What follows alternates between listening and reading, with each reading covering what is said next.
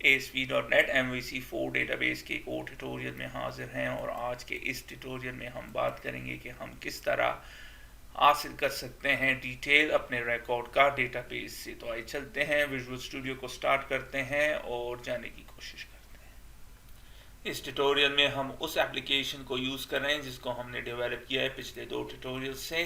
आपके सामने है, रन कर देता हूँ मैं इसको और आप देख रहे हैं ये फॉर्म है आपके सामने। ये लिस्ट शो कर रहा है एम्प्लॉइज़ का और इसके अलावा हम ऐड कर सकते हैं एक और एम्प्लॉई। अब हम क्या करेंगे, यहाँ पे लिंक डालेंगे और जब उस पर क्लिक करेंगे ये हमें डिटेल्स शो करेगा एम्प्लॉइज़ का, ईच एम्प्लॉई का। और किस तरह शो करेगा, अगर तो हम चले अपने डेटाबेस में, उसमें हमारा टेबल है और हर एम्प्लॉई जो है उसको हम आइडेंटिफाई करते हैं एम्प्लॉई आईडी के थ्रू। लेट्स से हमने रिकॉर्ड शो कराना है इस एम्प्लॉई का, तो उसके लिए जो एम्प्लॉई आईडी है, जो प्राइमरी की है, वो है 5। प्राइमरी की का मेन मकसद है कि आप आइडेंटिफाई कर सके किसी भी रिकॉर्ड को। तो प्राइमरी की हमेशा यूनिक होगा, हर रिकॉर्ड के लिए डिफरेंट होगा, सेम नहीं हो सकता। फॉर एग्जांपल ये दोनों 1 नहीं हो सकते या ये दोनों 2 नहीं हो सकते। पहला वाला 1 होगा और दूसरा वाला 2 एंड सो ऑन। तो आइए चलते हैं, इस कॉन्सेप्ट को ज़हन में रख के डिटेल का पेज क्रिएट करते हैं। सबसे पहले मैं होम कंट्रोलर में चलता हूं और वहां पे एक एक्शन रिजल्ट मेथड को क्रिएट करता हूं और उसे नाम देता हूं डिटेल्स। That's about it. थोड़ी देर में इसको चेंज करेंगे और ये रिटर्न करेगा व्यू। हो गया। अब इसके लिए मैं क्रिएट करता हूं व्यू को, कुछ भी चेंज नहीं करता, और ऐड हो गया। और यहाँ पे मैं लिख देता हूं एम्प्लॉइज, एम्प्लॉई डिटेल्स, डिटेल। हो गया। अब हम क्या करेंगे, इंडेक्स में चलते हैं और यहाँ पे मैं एक और कॉलम ऐड कर देता हूँ और उसमें लिंक दे देते हैं जो कि हमें ले जाएगा यहाँ पे इस व्यू में। तो किस तरह, बहुत आसान, add html.action link, और पहला वाला है कि इस लिंक पे टेक्स्ट क्या होगा, तो मैं डिटेल कर देता हूँ। फिर कौन सा एक्शन है, डिटेल्स, और कौन सा कंट्रोलर है, होम। लेकिन आपने, जैसे कि मैंने कहा, जब हम इस पेज पे जाएंगे तो हम एक स्पेसिफिक रिकॉर्ड ढूंढेंगे, तो उसके लिए हमें आईडी की ज़रूरत है जो कि हमें यहाँ से मिलेगी। और वो हम किस तरह करेंगे, तो एक और पैरामीटर ऐड करेंगे और न्यू लिखेंगे और न्यू के बाद ब्रैकेट्स, और यहाँ पे मैं लिख देता हूँ id equals to at employee id। और इसके बाद आपने एक और पैरामीटर देना है नो। आपने हर हाल में ये एक्स्ट्रा देना है वरना फिर काम नहीं करेगा। तो ये क्या है, जब हम इस पे क्लिक करेंगे इस लिंक पे, तो ये आईडी जिस भी रिकॉर्ड के सामने होगा वो ले लेगा और इसमें डाल देगा। और जब इसमें डाल देगा तो फिर ये हम सप्लाई करेंगे अपने इस एक्शन को। तो अब हमारे पास आईडी है, स्पेलिंग एग्जैक्टली सेम होना चाहिए, केस का मसला नहीं है। तो आईडी होना चाहिए। अगर यहाँ पे आईडी एस है और यहाँ पे आईडी है तो काम नहीं करेगा। तो आपने ये बात याद रखनी है। यहाँ पे मैंने आईडी दे दिया है तो फिर आपने यहाँ पे भी इसको आईडी देना है। क्यों, जब आप इस पे क्लिक करेंगे इस लिंक पे तो ये सप्लाई कर देगा यहाँ पे। फिर हम अपने एम्प्लॉई मॉडल में चलते हैं, व्यू मॉडल में, उसका एक ऑब्जेक्ट क्रिएट करते हैं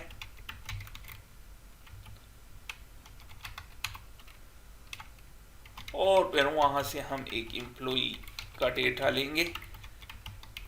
और डेटा कहाँ से आ रहा है, हमारे एम्प्लॉई व्यू मॉडल से, और उसमें एक मेथड होना चाहिए get employee detail by ID, और हम उसको ये आईडी सप्लाई कर देंगे, ये वाली, और फिर हम एम्प्लॉई शो कराएंगे, अब दे देंगे अपने व्यू को। हो गया। अब करंटली ये एरर शो कर रहा है क्योंकि हमारे पास ये मेथड नहीं है इस व्यू मॉडल में। यहाँ पे चलते हैं और आप देख रहे हैं हमारे पास 2 मेथड्स हैं, तीसरा नहीं है, तो ऐड कर देते हैं। एक आसान तरीका है, मैन्युअली भी ऐड कर सकते हैं, लेकिन जनरेट कर दें। तो जनरेट जब करेंगे तो यहाँ पे जब आएंगे तो ये हमारे लिए जनरेट कर देगा। आप इसको पब्लिक कर देता हूँ। चूंकि इसने एम्प्लॉई को रिटर्न कराना है तो एम्प्लॉई का एक ऑब्जेक्ट क्रिएट कर देते हैं,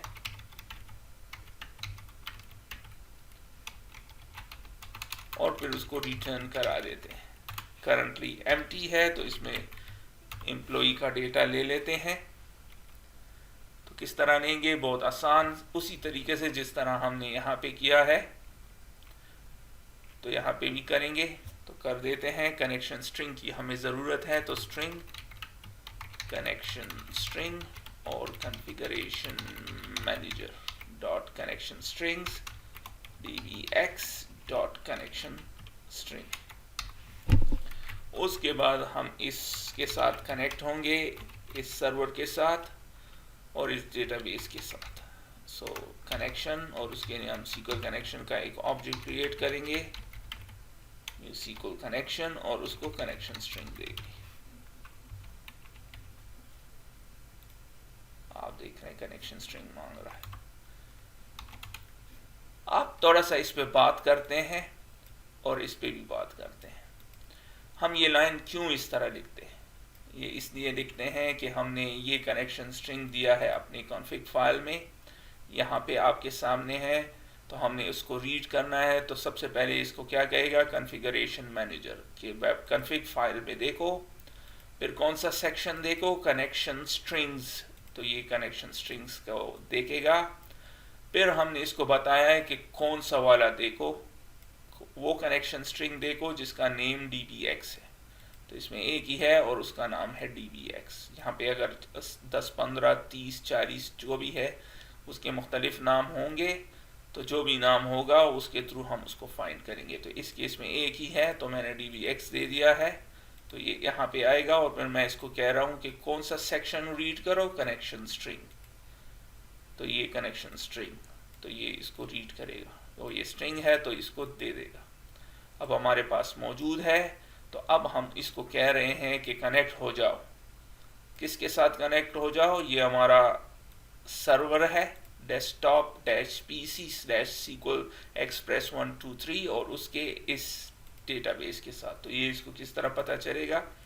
ये हमने यहाँ पे दिया हुआ है कि डेटा सोर्स क्या है, कि सर्वर क्या है, एग्जैक्टली वही है, और इनिशियल और डेटाबेस क्या है, उसके लिए हम इनिशियल कैटलॉग यूज़ करते हैं, वो है MVC4DB। तो इस तरह कनेक्ट हो जाता है। जब कनेक्ट होगा तो फिर हम जो भी कोड एग्जीक्यूट कराना चाहे SQL, वो एग्जीक्यूट करा सकते हैं। तो उसके लिए हम यूज़ करते हैं SQL कमांड, उसका एक ऑब्जेक्ट क्रिएट करते हैं। हम सारा कमांड यहाँ भी लिख सकते हैं। फॉर एग्जांपल मैं इस केस में स्टोर प्रोसीजर नहीं यूज़ करता, तो सेलेक्ट स्टार फ्रॉम, सेलेक्ट करो हमारे टेबल से, उसका नाम है एम्प्लॉइज,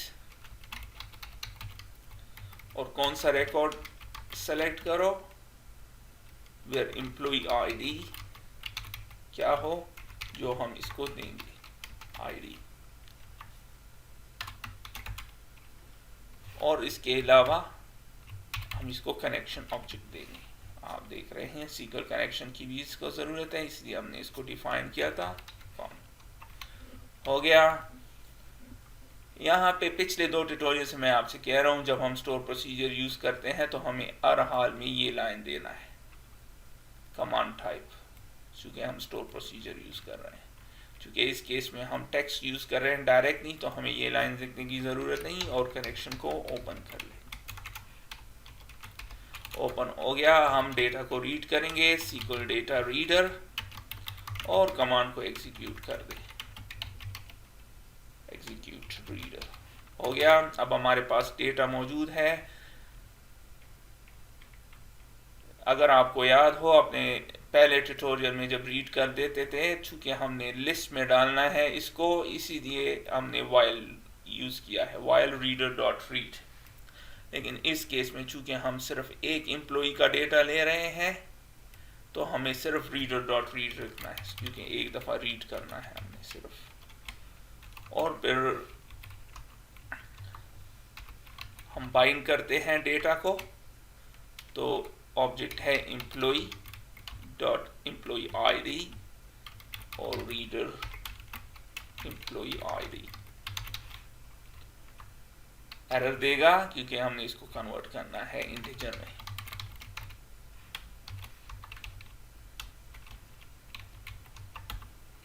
और उसके बाद नेम और फिर रीडर नेम और टू स्ट्रिंग, क्योंकि एरर देगा। और फिर एम्प्लॉय डॉट ईमेल और रीडर ईमेल। और अब आप देखेंगे ये एरर देगा, कह रहा है ऑब्जेक्ट को स्ट्रिंग में नहीं कन्वर्ट कर सकता, तो स्ट्रिंग में कन्वर्ट कर दें टू स्ट्रिंग के थ्रू। और finally employ dot mobile reader to string. अब हमारे पास डेटा है इस वाले में डिटेल में, और इस लिस्ट में थोड़ा सा फर्क है कि हम लिस्ट के बजाय सिर्फ एक एम्प्लॉय ऑब्जेक्ट को यूज करते हैं। तो एग्जैक्टली सेम तरीका है, और हम वाइल भी यूज नहीं कर रहे हैं क्योंकि एक रिकॉर्ड नहीं आना है जो कि आपके सामने है, तो ज्यादा डिफरेंस इनमें नहीं है। अब हमारे पास डेटा मौजूद है, होम कंट्रोलर में चलते हैं, यहाँ पे हमारे पास डेटा आ जाएगा जो कि इस ऑब्जेक्ट में चला जाएगा, जिसको हम व्यू को सप्लाई कर देंगे। तो अब मौजूद है, तो डिटेल में चलता हूँ, मॉडल को डिक्लेयर कर देते हैं, मॉडल और एम्प्लॉय को फुली क्वालिफाई करना है हमने, वरना इसको एक्सेस नहीं होगा। फुली क्वालिफाई हो गया। अब मैं वो लेआउट यहाँ पे डाल देता हूँ। तो फॉर्म है, तो यूजिंग html.begin form, और फिर 1 by 1 फॉर्म को क्रिएट करते हैं। तो पहला क्या है, एम्प्लॉय आईडी। हम इसको इस तरह भी लिख सकते हैं, at html dot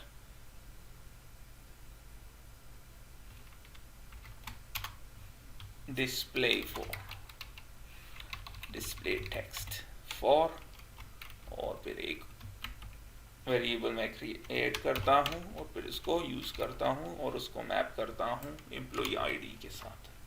हो गया। इसी तरह हम और भी कर सकते हैं, और ये होगा नेम, और इसको कर देते हैं डॉट नेम। कुछ लोगों को मसला है इस लैम्डा एक्सप्रेशन के साथ, ये कोई भी मुश्किल नहीं है। हमने एक वेरिएबल क्रिएट किया, उसके बाद उसके आगे हम ये लिख देंगे इक्वल और ग्रेटर, और फिर उस वेरिएबल को जो को हमने डिक्लेयर किया है उसको यहाँ पे यूज कर देंगे, और फिर वो प्रॉपर्टी जो कि हम यहाँ पे डिस्प्ले कराना चाहते हैं वो लिख देंगे। और इसके बाद यहाँ पे भी कर देते हैं ईमेल, और सेम तरीका वेरिएबल मैंने क्रिएट किया और फिर मैं मैप कर देता हूँ उसके साथ ईमेल, और फाइनली मोबाइल, और फिर यहाँ पे भी डॉट मोबाइल। रन कर देते हैं और देखते हैं काम करता है या नहीं। रन हो जाएगा, रन हो गया। अब आप देख रहे हैं डिटेल, तो जब मैं इस पे क्लिक करूंगा तो ये चलेगा, और ये कह रहा है कि कोई एरर है इसमें। इसकी वजह है कि हमने इसको डिक्लेयर नहीं किया, इसको यूज नहीं किया। ऑल्दो हमने इसको सप्लाई किया है, लेकिन इसको पता नहीं कि ये पैरामीटर की वैल्यू क्या है। तो बहुत आसान, हमने इसको पैरामीटर देना है, और पैरामीटर किस तरह देंगे, जैसे कि मैंने यहाँ पे दिया है, तो यहाँ पे भी दे दें command dot parameters dot add with value और at id एग्जैक्टली उसी तरह जिस तरह हमने यहाँ पे दिया है, वरना काम नहीं करेगा। और फिर id कहाँ से आ रही है, यहाँ से। तो ये वैल्यू हमने इसको सप्लाई की, तो अब क्या होगा, select star from employees where employee id is, कौन सी वैल्यू जो हम इसको सप्लाई कर रहे हैं। तो ये जब रीड कर लेगा तो फिर इसमें पॉइंट कर देगा। रन कर दें, और अब जब मैं क्लिक करूंगा तो डिटेल्स शो करा रहा है आपके सामने। और अगर 8 करता हूं तो आप देख रहे हैं यहाँ पे 8 और फिर उसकी वैल्यू टॉनी मार्क्स। अगर 6 करते हैं, जॉन स्मिथ है तो 6 और फिर जॉन स्मिथ और एग्जैक्टली उसी तरह। अब हम कुछ चेंजेस करेंगे। सबसे पहले मैं इसको कन्वर्ट करता हूँ स्टोर प्रोसीजर में, इस वैल्यू इसको, तो मैं नाम दे देता हूँ एम्प्लॉइज गेट ऑल एम्प्लॉय, और इसको कॉपी कर दें। चूंकि अब हम स्टोर प्रोसीजर यूज कर रहे हैं तो हमने कमांड टाइप देना है, और हाल में वरना काम नहीं करेगा स्टोर प्रोसीजर। हो गया, ये स्टोर प्रोसीजर अभी तक हमने लिखा नहीं है तो इसको लिख भी देते हैं। स्टोर प्रोसीजर को सेलेक्ट कीजिए, न्यू क्वेरी, क्रिएट प्रोसीजर, और फिर उसमें एक पैरामीटर आईडी इंट,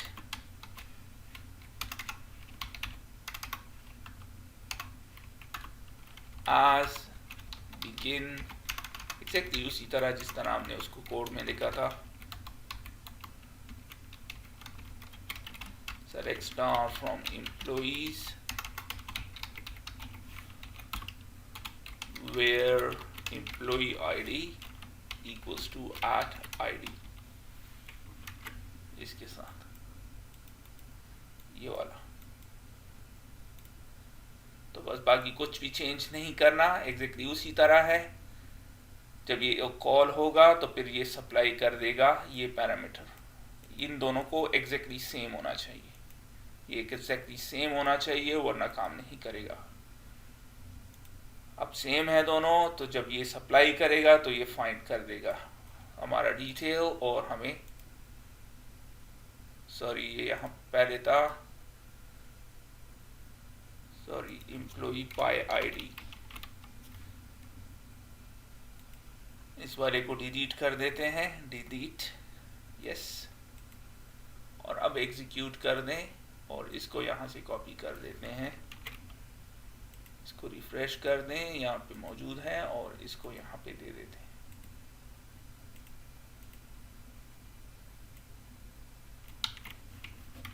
रन कर दे, एग्जैक्टली उसी तरह काम करेगा जिस तरह टेक्स्ट में किया था। एक्चुअली हमने गलत जगह पे इसको दे दिया, यहाँ पे देना था, यहाँ पे इसको दे दें, और फिर रन होते हैं तो डेटा आ गया। अब नंबर 2 करते हैं, 2 आपके सामने है और 2 वाला डेटा आपके सामने है। दोनों एग्जैक्टली एक ही तरह से काम करते हैं, लेकिन बेस्ट तरीका क्या है कि हम स्टोर प्रोसीजर्स को यूज कर लें। हो गया। अब एक और चीज, करंटली मैंने यहाँ पे ये हार्ड कोडेड दिया है, अपने हाथ से दिया है। इसका एक और तरीका भी है, और वो है @html.display name for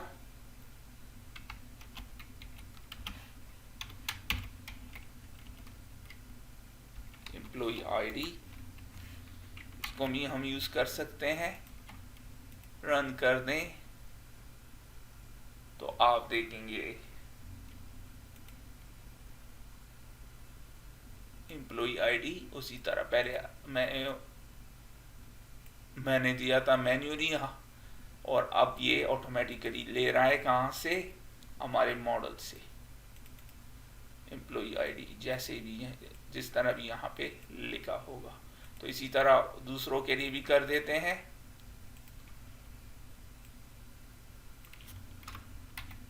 इसको मैं कॉपी कर देता हूँ।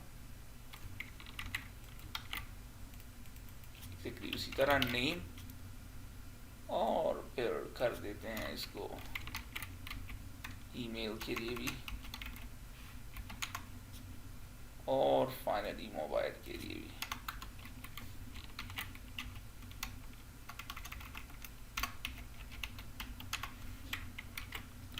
रन कर दें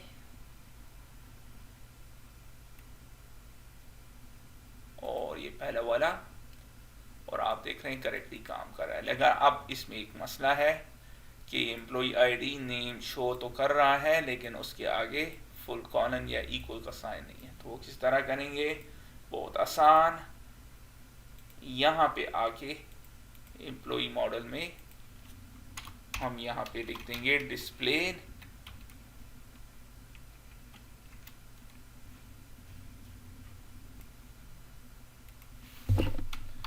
और उसके अंदर name equals to employ ID, और उसके सामने फुल कॉलन स्पेस भी दे दे ताकि थोड़ा सा स्पेस भी उसके अंदर हो। सॉरी, ये हमने बंद नहीं किया। रन कर दें और आपके सामने होगा डिटेल्स। और अब आप देख रहे हैं एम्प्लॉय आईडी। इसको आप चेंज भी कर सकते हैं, इसको हम सिर्फ आईडी भी कर सकते हैं।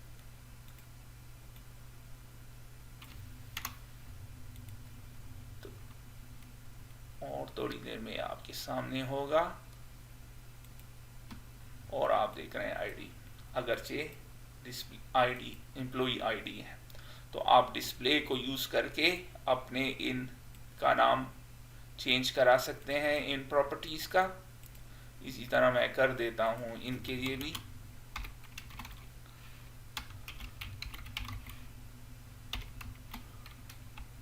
नेम और स्पेस, और इसी तरह यहाँ पे भी। ये तकरीबन हर प्रोजेक्ट में आपको ये प्रॉब्लम आएगी, तो इसलिए मैं इसको यहाँ पे कर रहा हूँ।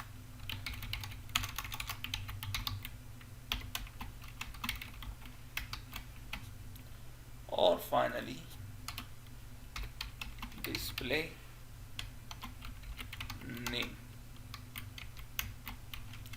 और ये है मोबाइल और फुल कॉलन। और ये रन करते हैं एक फाइनल टाइम, क्लिक कर दें, और अब आप देख रहे हैं एग्जैक्टली उसी तरह नजर आ रहा है। तो अगर आपने डिस्प्ले टेक्स्ट फॉर यूज करना है तो आप यूज कर सकते हैं एग्जैक्टली। एक और चीज, आप इसको एक और तरीके से भी कर सकते हैं। मैं इसको कमेंट आउट कर देता हूं, और इसको एक लाइन में भी आप कर सकते हैं, और वो है html.display for model। तो हम चाहते हैं कि ये इस मॉडल के लिए डिस्प्ले हो, और रन कर दें। क्योंकि हमने मॉडल डिक्लेयर कर दिया है, ऑटोमेटिकली अस्यूम करेगा। तो 2, और आप देख रहे हैं 2, और डेटा एग्जैक्टली उसी तरह शो कर रहा है। तो इस ट्यूटोरियल में हमने काफ़ी सारी चीज़ों को सीखने की कोशिश की। हमने कोड क्रिएट किया बगैर स्टोर प्रोसीजर के बगैर पहले, फिर मैंने उसको कन्वर्ट किया स्टोर प्रोसीजर में, आपके सामने है। इसके अलावा हमने यूज़ किया डिस्प्ले नेम फॉर और डिस्प्ले टेक्स्ट फॉर। इसके अलावा हमने यूज़ किया डिस्प्ले फॉर मॉडल। अगर हमने ये सब कुछ नहीं लिखना तो बस हम एक लाइन में इसको शो करा सकते हैं। तो इसके साथ ही मैं इस वीडियो को ख़त्म करता हूँ, फिर मिलते हैं किसी और ट्यूटोरियल में। तब तक के लिए खुदा हाफिज़।